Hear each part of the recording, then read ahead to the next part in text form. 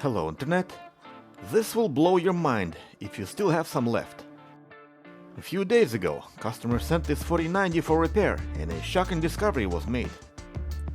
It's not the fact that the resistance on the core was so high, almost as if the core wasn't there. Reasons for that was the absence of solder balls under the chip. Nor is it the ripped pads or the giant scrape on the board. None of those were much of a concern. What concerned me was that it had a dead short on 1.8 volt rail that was shorter than this guy's shorts. Even looking through thermal camera while injecting voltage, nothing was showing up no matter how many amps I put into it. At this point, the only thing to do was to remove all memory chips and see what changes. And since I already reballed the core, which in the process of removal had lost its metal frame for some reason, I figured I would save some time and solder the core while removing the memory chips.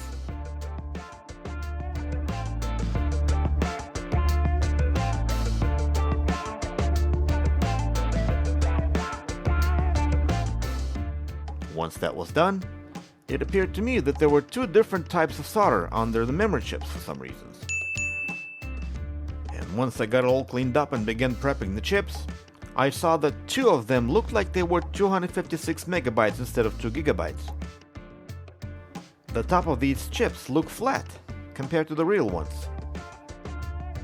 And upon closer examination and more comparison, it became clear that these are not GDDR6X chips, but something else. Okay, so we know the memory chips here are all fake, but what about the core? And that's when other techs started a discussion about the core, where a not so obvious difference was noted. On the surface, ignoring the missing metal frame and that it says 301, which is slightly nerfed version of the same thing, everything looked as if it was an authentic 4090 core. But if we look at the ground pad here, that's where things start to make sense a little bit. So then you ask yourself, if the core says 4090, is it possible for it to be something else? Absolutely. And I think this is bigger than we expect. I think what they did to the memory chips and to the core die is the same thing. They shaved the top of the chips, laser printed exact same model and the date code on all of them, polished the core and laser etched 4090 markings on it, dropped a bit of solder everywhere and put it all in and shipped it out to the US market. Now, how you go about identifying this as a scam? I'm not sure. Without taking it apart and looking it up close, it's going to be impossible.